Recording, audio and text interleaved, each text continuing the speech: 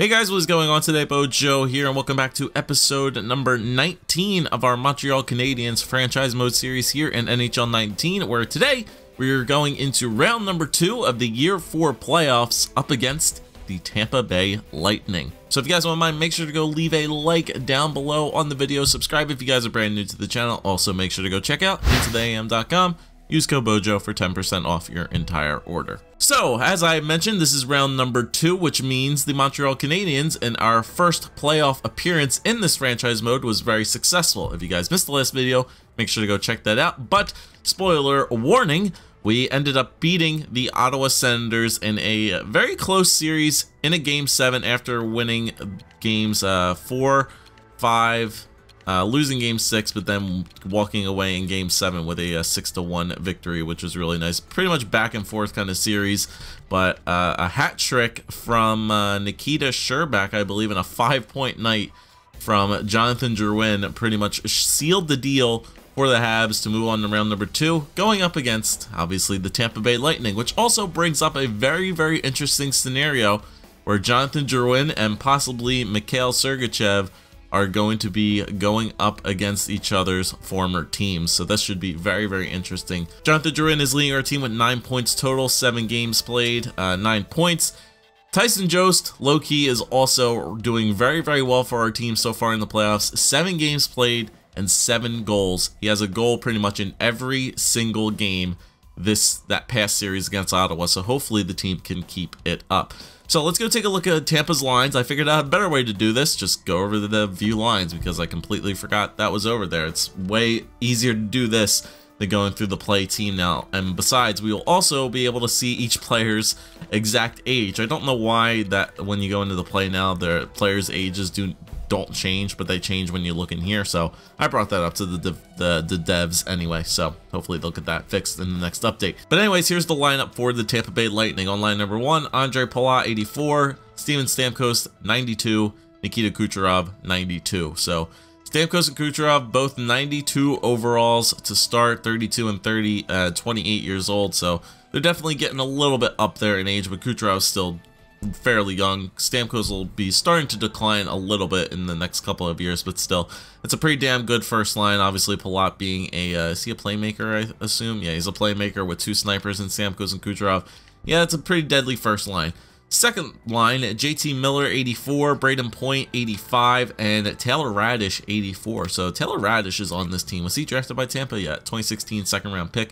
Power forward, so he's on that second line now for the team, which is good. JT Miller and Braden Point still 2 very good players there on their second line, that's for sure. Braden Point being a playmaker, and then JT Miller two-way forward. Yeah, two-way forward. So you got a power forward, two-way forward playmaker combo on the second pair. It's still not bad. Fairly young line as well, especially with Point only being 26 and Radish only being 24. I would have thought Point might have progressed a little bit better than 85 overall, to be perfectly honest, but anyways, third line, Alex Killorn, maybe at a 77. We haven't scouted him completely yet. Tyler Johnson at an 84. And Alexander Volkov, 81 overall as well. Is this guy another draft pick? Yep, so 2017 draft, second rounder as well. So 220s, was Taylor Rash 2017? No, he was 2016, but still 2 second round picks from the Tampa Bay Lightning kind of filling out their roster. I'm only assuming because, like, the Kucherov, Stamkos, probably Hedman, and Vasilevsky contracts probably ate into this team's cap like crazy, so they had to definitely bring up some rookies, but still, third line's not terrible. I'm assuming Killorn's probably not like a 70, like 77 or something like that. He's probably roughly like an 80 from when I'm looking at all of his stats. It looks like 80 overall stats for him. And then finally on the fourth line, Adam Ernie at roughly a 77, Anthony Cirelli down to the 77, and Adam Helwuka at a 77 as well. So decent fourth line as well, fairly young. 2 rookies right there. Well, not rookies, but 2 fairly young players in Cirelli and Helwuka. Yeah, so the fourth line's a little bit weird. It doesn't look like they have, like, well, they're all two-way forwards and power forwards. Yeah, so this team looks very, very good defensively, depth-wise. They got a lot of really good defensive-minded players on their bottom pair. Plus, they have Tyler Johnson and an 84 overall center on their third line, which is not bad at all. The fact that Johnson's is playing third line center when he's technically a second liner is pretty ridiculous to say the least. He's 31. What's his contract? 5 mil, 3 years. Yeah, so if I was Tampa, I would definitely try to move that contract in the future because you really don't need Tyler Johnson, but still, their depth is really, really good. But other than like Stamkos, Kucherov, Point, Palat, maybe Miller, maybe Radish, I mean, the bottom of their lineup doesn't look to me like they might be able to score goals. They could probably keep the puck out of the net, but still, if you compare them to our third line, 100% our depth can score probably a lot more goals than their depth can. All right, let's take a look at that defense now. Yep, Victor Hedman at 91 and Mikhail Sergachev at a 89 overall, so that's a really good top 2 pair. Second pair, Ryan McDonagh, roughly at like a 91. I wouldn't think he's at a 91 at age 32. It's probably in the, maybe in the upper, I would say upper 80s would probably be a good assumption to where he's at. I doubt he's a 92. Cal Foote is also at an 82, but he's definitely starting to emerge into the NHL now at age 23, low elite potential top 4 defenseman, which is good. And then a final pair, Slater Cuckoo at a 79 and Matthew Spencer at a 76.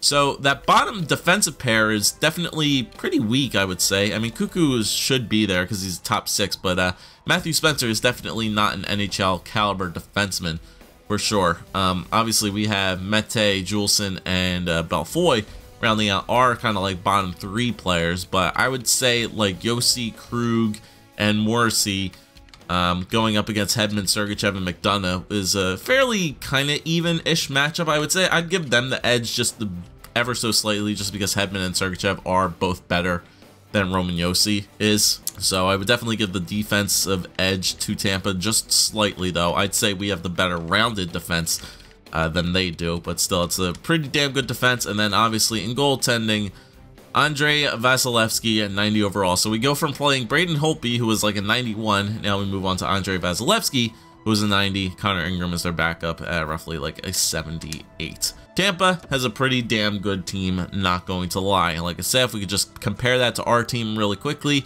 you have Drouin and Kotkaniemi pretty much going up against Stamkos and Kucherov. Sherbak matches up pretty evenly with Andre Palat. And then the second pair, yeah, I'd say our second pair is fairly even as well. We got Jost and Domi going up against Miller and Point, and then Gallagher up against the other winger, who was that it was Taylor Radish, right? Yeah, so honestly, they have the better first line, 100%. Second line's kind of even. Third line, I'd say goes to us offensively. Third line to them defensively. And then fourth line, it's pretty much up in the air of what you want to view with that. And then, like I said, defensively, I definitely give them the advantage defensively, but depth defensively wise, we have the better rounded, like, bottom pair defensemen than they do. And then obviously, goaltending, definitely give the edge to Tampa, but Grubauer did play well in that first series up against Ottawa. Alright, but enough of looking at the team, enough fiddling around. Let's start this series up. We are going to be on the road in the MLA Arena. 54-21-7 was their regular season record. Obviously, they finished first in the Atlantic Division. You know what? I don't want to say I'm expecting us to win this series, but if we can if we can push Tampa to like at least like 6 games or 7 games, even if we lose the series, I'll be happy with it. Tampa has the better team, and they should win this series, but hopefully the boys can continue their hot play after that Ottawa series and continue to roll with that in this series. So let's see what happens. First period, game number 1. 1-0 lead for the Habs. I'll take that. Nikita Sherbak pretty early on, 3 minutes in. And Montreal takes a 1-0 lead, 14 shots to 9 as well. So we take the shots lead for the first time. As you guys know, Ottawa killed us in shots every single game pretty much of that series up until like the last like 2 games of it, and then we started to take control. So hopefully this carries over well. Second period, okay, it's carrying over very, very well. It's carrying over very, very well. Joel Armia, back from his injury, makes it 2-0. Braden Point cuts the gap a little bit closer, 2-1, but then Ryan Poehling and Jesperi Kotkaniemi get 2 more in the second, and the Habs take a 4-1 lead going into the third, 25-22 on the shot. So nice job by the fourth line, third line, first line goals pretty much in this game. 2 goals from the first, and then 1 goal from the fourth, 1 goal from the third. I will take that. So let's go to ×8 simulation for the third period. Up by 3, power play for the Habs. Okay, Tampa does kill it off, but we have a 3-goal lead here. Grubauer, I'm counting on you, bud. No shenanigans here in the third. I would like if we could score a power play goal. All right, Taylor Radish makes it 4-2 with like 7 minutes to go. Hold on there, boys. Remember, Grubauer has not let up more than 2 goals each game during that Ottawa series pretty much, and he does just that in the Tampa series once again. He lets up 2, but the Habs offense comes alive here in that second period, and Montreal holds on for a 4-2 win to take game number 1 and a 1-0 series lead. Not bad. Braden Point with a goal and an assist. Grubauer 28 out of 30 saves, and then Jesperi Kotkaniemi also had a goal and an assist so far in that game. So let's take a look at the goal summary. So Sherbak from Morrissey and Kotkaniemi, Armia from Poulin and Mete, Paling from Lafreniere, and Kotkaniemi from Romagnosi, Point from Kucherov, and Raj from Point and Kuku. Okay, so pretty weird players. All the like kind of star players kind of held off the board there. Like no Drouin, no Stamkos, no Kucherov. That's kind of how I want this series to go, honestly. If we can keep those studs off the scoreboard, I will take that 110%. The only bad thing about that was Tyson Jost, that's his first game without a goal in the playoffs. So we win a game, and Tyson Jost did not score a goal in that game either. So that's very, very interesting to note. But we pretty much did what we already needed to do. We took a game in Tampa, so even if we split the series 1-1, we're going back to Montreal at least with a series tied. But if we can go up 2 on these guys, I will, I'll take that. Here we go. Game number 2. Let's continue it, boys. First period.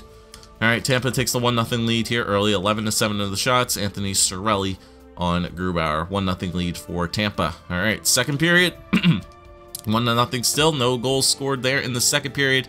We only had like, I think, what, 8 shots there for us in the second. So 1-0 lead for Tampa still. 19-13 are the shot totals. So pretty good defensive game from the goaltenders here, unless it all just blows up here in the third period. Power play for Tampa. We do kill it off. Good job, penalty kill. And we get a tie game. There we go. Zach Senyshyn clutches it, but Cal Foote with a point shot takes the lead again, and he gets another one. Back-to-back point shot goals from Cal Foote, and Tampa takes a 3-1 lead there in the third. And they're probably going to hold on for the victory there. They are 4-1. Empty netter from McDonough. Doesn't really matter. And Tampa will tie up the series 1-1. Damn. Senyshyn gave us hope there. We tied it up. But then 2 point shots there from Cal Foote kind of just sealed the deal. The rookie defenseman pretty much for Tampa. And McDonough gets the empty netter. And series tied. We expected this. It wasn't going to be a cakewalk for these guys at all. Cal Foote definitely gets the first star, 2 goals. McDonough goal and assist, and then Andrei Vasilevsky 22 of 23 in the game. All right, did Tyson Jost get a point on that? Nope. Third line again, Senyshyn, Lafreniere, and Paling. Second game in a row where Tyson Jost has not scored a goal, and obviously when Tyson Jost scores goals, it gives us a better chance to win the games. But all right, I don't know. Tampa seems to have found a way to shut down Tyson Jost. Also, Jonathan Drouin back-to-back games without him registering a point either, so kind of a little bit concerning there. Max Domi kind of held off the board as well, so my kind of big playmaker is not really putting up points early in this series either. But good news is we're going back home. Have home ice right now. Series is tied 1-1. Anything could happen right here now. So we got the home ice fans in front of us. Let's get it going. We don't have a good home record in the playoffs though. I think it's like 1-2 or 1-3. I think honestly in the at home. So hopefully we can turn this around. First period at home, and the trend continues. Kucherov, there he is. Kucherov gets on the board. Now finally Tyler Johnson gets on the board as well. 6-6 were the shots. All right, not a good start. Come on, boys. Pick it back up here in the second. Second period. Yikes. 5-1. Johnson, Foote, point. Max Domi gets one on Vasilevsky to end the shutout, but 18-14 are the shots. Not a good game from Philip Grubauer. I think I'm just going to skip this. We're down by 4. I don't think we're going to score 4 goals here in the third period. 7-1. Yeah, that's just kind of a throwaway game pretty much. Their offense pretty much just exploded for 7 goals there, and they take a 2-1 series lead now in the playoffs here in round number 2. Kucherov finally comes alive for the team. Stamkos, I think, got a couple points in there as well. Okay, Jost got a point finally. Domi and Torrey Krug with the assists. That is not what we wanted to see going back home to get immediately blown out 7-1 and 4-1. Back-to-back games where we've only scored 1 goal as well. So I'm going to leave Grubauer in there for 1 more game. Obviously, if he continues to let up a bunch of these goals, it's not going to be looking good. Grant, I'm not counting like game number 2 because he technically only let up like 3. That big done empty netter really doesn't count. But that game, he definitely got shelled for it. So I'm going to leave him in there Let's go into game number 4. Hopefully, I'm not going to make any lineup changes either, honestly. Or do I? Let's move Sherbak back down to the second. 2 playmakers with Jost. I think that could work out. And we'll move Gallagher back up to the top line with Kakaniemi and Drouin. Third line's kind of pulling it together right now. They're really clicking so far. I'll leave the power play lines the way they are. I'll just make that change. We'll move Gallagher back up. We'll move Sherbak back down. And let's go to game number 4. All right, come on, Habs. You guys been put in dire situations before. Let's go. Let's not continue this crappy home record here in the playoffs. First period, game number 4. 1-0 for the Lightning. Tyler Johnson again. Point shot. 13-10 are the shots. Come on, boys. Second period, 2-0. Tyler Johnson again.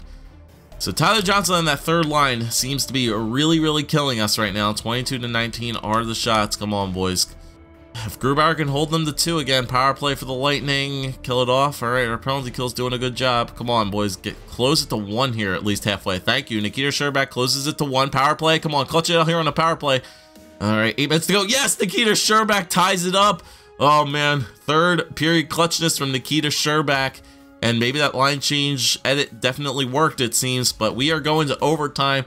Nikita Sherbak clutches out 2 goals there in the third period. Connor Ingram is also in net for the Tampa Bay Lightning this game. I'm not sure why. Maybe Vasilevsky got hurt. I'm hoping that's the case. But damn, dude, we tied it up at 2. Come on, boys. Close out the comeback here. Overtime. Come on, close out the comeback here. Come on. 3 straight unanswered goals. Ryan Poehling ends it in overtime. And the Montreal Canadiens get 3 unanswered. 2 goals in the third from Nikita Sherbak. And Ryan Poehling finishes up a so far really good series for that third line, and Montreal ties the series back up at 2. I will take that. Lafreniere, great game from him. 3 assists on the night as well. Nikita Sherbak with the 2 goals, and then Grubauer posting 29 saves on 31 shots, and he only let up the 2 goals again. So great job there. So Johnson from Volkov and Hedman, Johnson from Killorn and Rash, and then Nikita Sherbak from Jost and Lafreniere. Sherbak again from Lafreniere and Yossi, and then Poehling from Yossi and Lafreniere. So Roman Yossi with 2 assists as well. Alexis Lafreniere with a 3 assist tonight. That'll cap off a very good game number 4 with an OT win. Okay, it's interesting because, like I said, Connor Ingram started that game for Tampa. I want to simulate up to this day, up to game number 5, because I want to see is Tampa without Andrei Vasilevsky right now. Because if he might have gotten hurt in that game number 4 and Ingram had to go in, that would be really clutch. I forgot to look at scratch players as well. Okay, so they have Johan Larsson, Ty Ratty, and Matthew Joseph are their scratch players, but goaltenders. Okay, he's not injured at all. Connor Ingram is actually an 80 overall, so I'm not really sure why he started that game. Maybe he got, like, I don't know. Maybe they just decided to play Ingram in game number 4. They felt confident after putting up a lot of those goals. Not really sure why they did that, but that line change definitely seemed to work for us, and a very good comeback win. Nikita Sherbak with 8 goals in 11 games in the playoffs so far. But tied up the series 2-2. Going back to Tampa, it's also a 3-game series once again. Let's continue it, boys. That was a very good comeback, but I don't want to be having to win this game from behind. I want to take the early leads in these games. So here we go. First period, game number 5, 2-1 lead for Tampa. Palat and Sergachev get the goal scoring start to take it to 2-0, but Torrey Krug in that close. I don't know why Torrey Krug is that close for that goal, but I'll take it. Cuts the lead in half, 2-1. All right.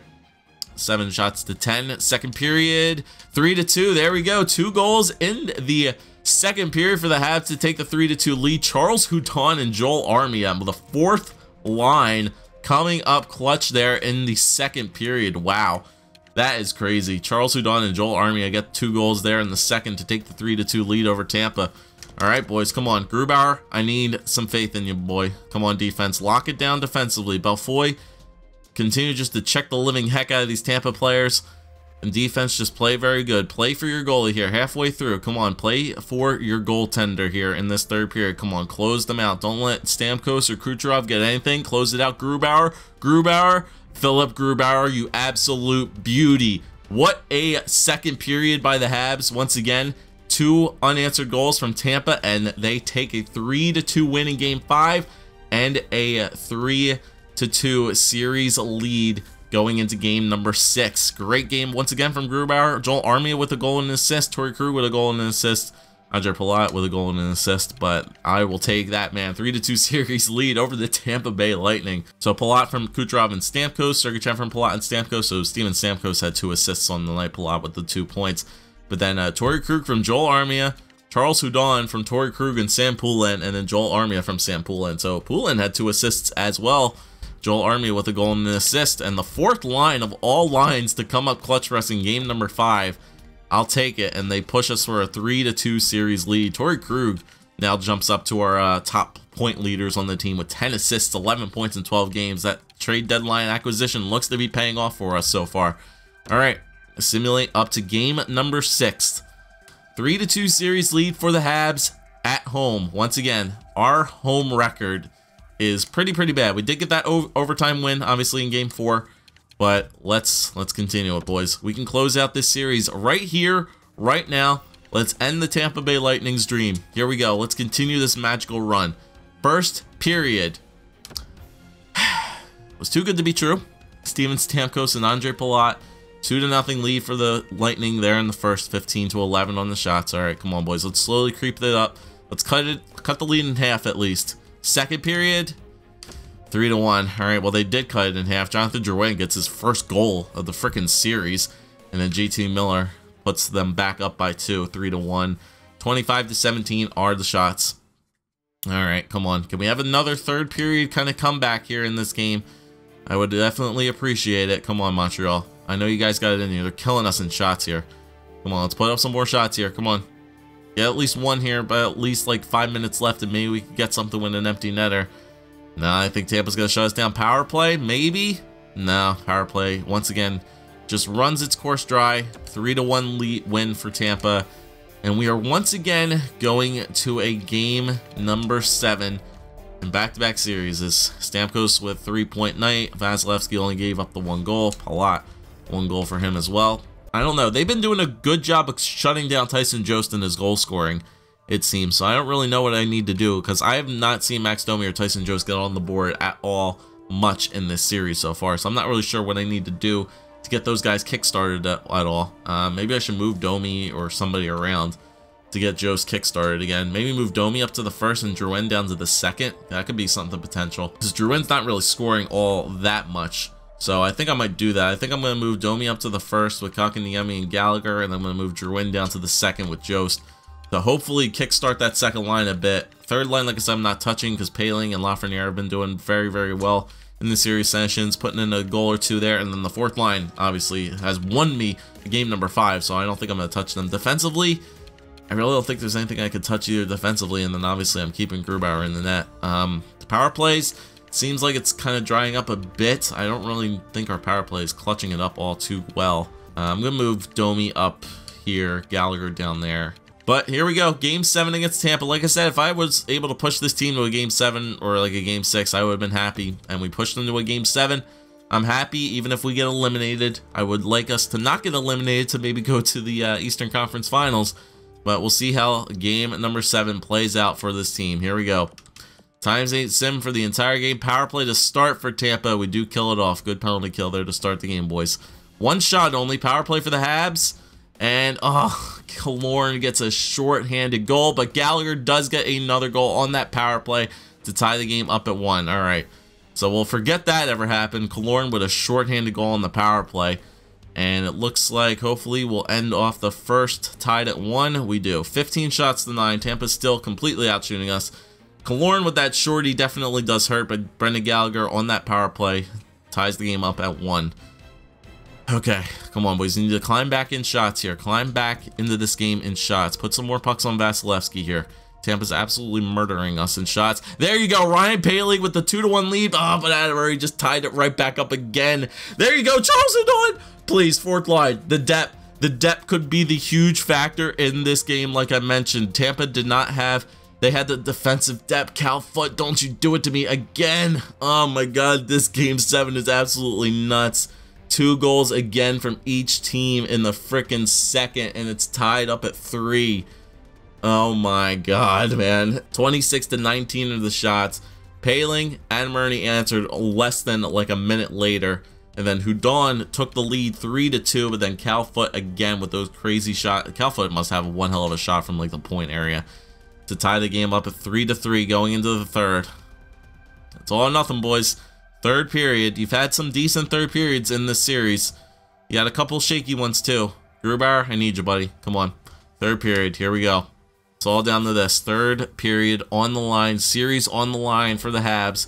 Come on, put up shots there. Put up shots. We're climbing back at shots. We have taken a lot of shots in this period to start.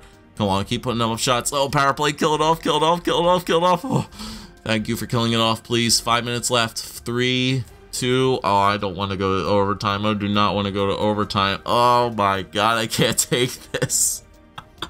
Game 7 going to overtime. Still tied at 3. No scoring there in the third. 33-30 are the shots. Oh my God, I can't handle this. I can't handle this by heart. Oh my God. All right, here we go. It might be ending off quick due to EA's crazy sims that happen in overtime sometimes. Here we go. Overtime. What's going to happen? It could be an early goal. It could be an early one. Come on, Montreal. Please, please, please, please end this series. Please end the series. Come on. Oh my God, 10 minutes halfway through overtime already. Goaltenders are standing on their heads. Oh my God, I'm so freaking nervous right now. 41 shots to 39. 40. Oh my God, we're going to a second overtime. What a crazy game 7. 41-40 of the shots. Game is still tied, and we know if it goes to a second overtime, it's going to end off quick. So I'm expecting this game to end off very, very quickly. Here we go. Second overtime in this game 7. And there it is. Tampa scores, and the series is over. Slater Cuckoo out of all freaking players, man. Oh, man, that sucks. The first shot in the second overtime, too, goes in. I feel like that happens every single time in a sim. Oh, man, that sucks, dude. What a game there. Grubauer, you played absolutely amazing. I can't fault you for that, man. I can't fault you for that. Oh, my God, dude. Kakaniemi took a elbowing minor there in the third, so that's what he took that penalty for. And then Slater Cuckoo from Alexander, or whatever the heck his name was, Volkov. That sucks, dude. I feel like we had it there. We were really beating Tampa in shots a lot in the periods. Like, we were coming out with a ton of shots in like the first and second overtimes. But damn, dude, second overtime thriller, and our playoffs are unfortunately over. Tampa beats us in a game 7 in double overtime. And it's going to be Philly versus Tampa in the finals, as well as Dallas going up against Vancouver in the finals in the West. Sherbak definitely pulled his weight in that series. 8 goals, 2 assists, 10 points for him in 14 games. He had a very, very good series. Tyson Jost got pretty much shut down that entire series, honestly. 7 goals in the first series up against Ottawa in 7 games. Another 7 games followed in that Tampa series. Jost did not score a single goal after that. That's really, really unfortunate. It's you know, I got Jost to get goals scoring on our team, and he definitely did that in the first series, but Tampa just found a way to shut him down completely. They knew he was a threat, and obviously they shut him down. 14 penalty minutes for Jost as well. Not a good look there in that second series, bud. Drouin had 10 points. Drouin, I think, only got maybe like 1 goal in that series as well, so not good. Jesperi Kotkaniemi had 10 points, got a couple assists in there. Brendan Gallagher, 8 points. Lafreniere, a lot more. Had a very good playoff series, honestly. 8 points. Senishin as well, 7 points in 14 games. Paling had a couple goals in there as well, so he had a good series. The fourth line played pretty damn amazing. Max Domi is somebody I could definitely put at fault for not pulling his weight, it seems. Only 6 points in 14 games, and I don't know how many he had in the first series. I'm pretty sure if Joe scored a lot in the first series, he might have had 6 points in 7 games, but he definitely did not pull his weight in that series at all. Poulin, Armia, and Hudon had a very, very good series for the fourth line. Like I said, they pretty much won me a game alone, and then obviously they tried to win me like a game 7 there. Charles Hudon did, at least, with a 3 goals in the series for him, so not bad.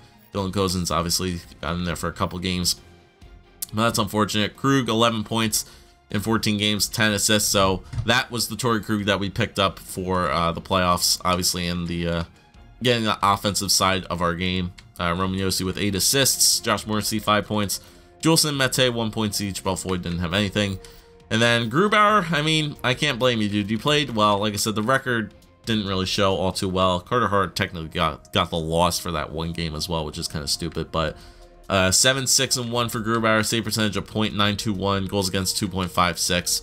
So pretty replicable of what he did in the regular season. But he did let up mainly 2 goals per game. It kind of hurt us when we didn't have our goal scoring. As you guys can see, also our AHL team more than likely got eliminated by Utica again in the AHL playoffs, which sucks.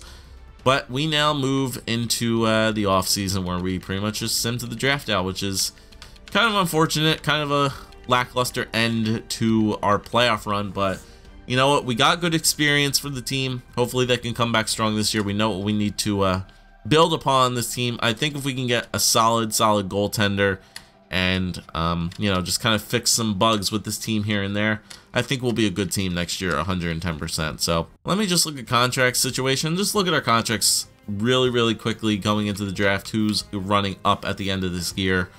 If I can actually make contract extensions, I can do contract extensions as well next episode before we get into the draft, which will help. Kakaniemi definitely wants a contract extension, so I could maybe do that.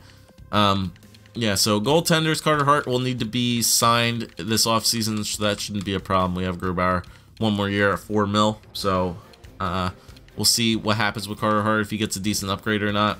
So we'll make the decision on there. Defensively, I think our defense is pretty much set in stone. Yeah, Kulikov comes off the books, but that's fine because we'll have plenty of cap space that we need to handle that situation. Obviously, our whole defense is going to be coming back next year, which is very good.